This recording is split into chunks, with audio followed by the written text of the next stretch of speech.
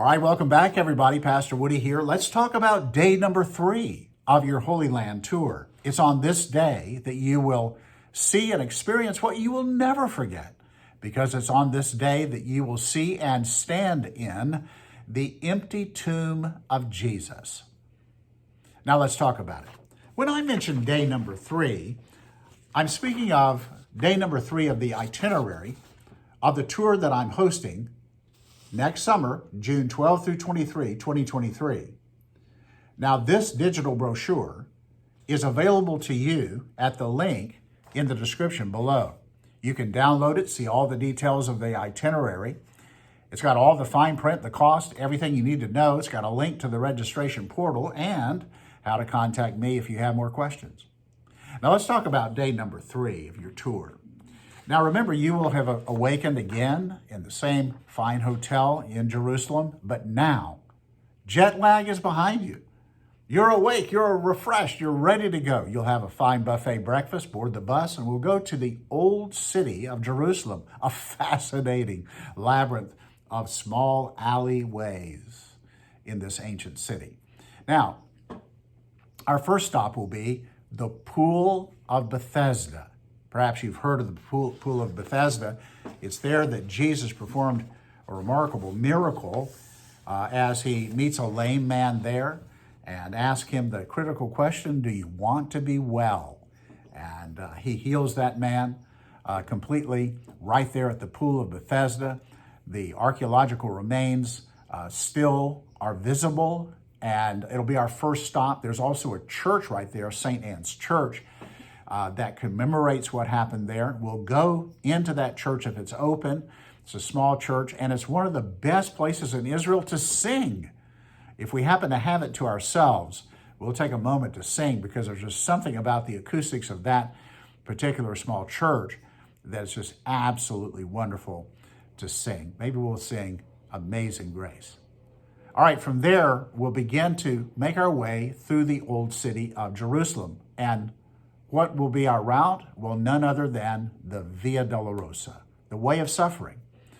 That path, traditionally thought to be the path Jesus took as he carried the cross on his way to Calvary. Now, as we make our way, we will then go to the Church of the Holy Sepulcher. Now, this traditional church, which is this incredible monument, because it's a church within a church, and the church within the church, you'll understand when you get there, an absolutely beautiful dome, and the light is streaming through, and it points down to this more ancient church, and inside that ancient church is this place, this cave or tomb, where it is thought traditionally that Jesus had been buried. It's called the Church of the Holy Sepulcher.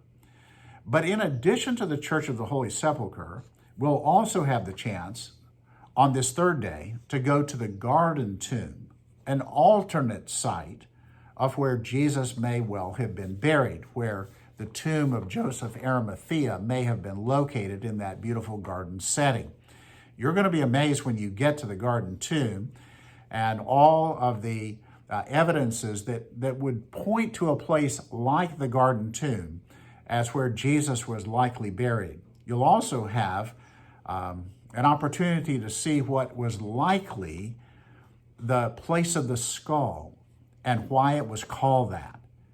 You'll be, I think, really intrigued when you see this particular little kind of a mountainside that has this place, and you'll understand why it was called the place of the skull. Now, we'll take time, of course, in the old city to explore the Christian Quarter. There'll be some time for some shopping. We'll have lunch there in the old city. But we're going to finish up our day at one of the most historic sites in all of Jerusalem, and that is the Western Wall, or otherwise known as the Wailing Wall. And you've seen this in many pictures, many famous people, heads of state, everybody you can think of that's gone to Jerusalem has gone to this Western Wall.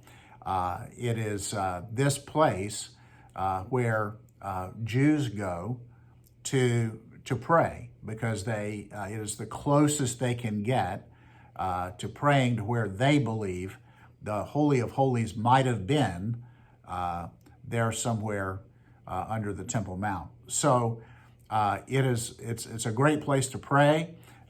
You'll perhaps take some pictures there. Remember that. Right here on my desk, I have my own picture of a recent trip there to Jerusalem.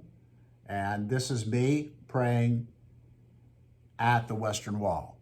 And so we'll finish up our day there at the Western Wall. This is going to be a day when we do quite a bit of walking, but it's going to be worth every single step. All right, God bless you guys. And I hope to see you back soon, where we'll talk about day number 4. God bless you guys.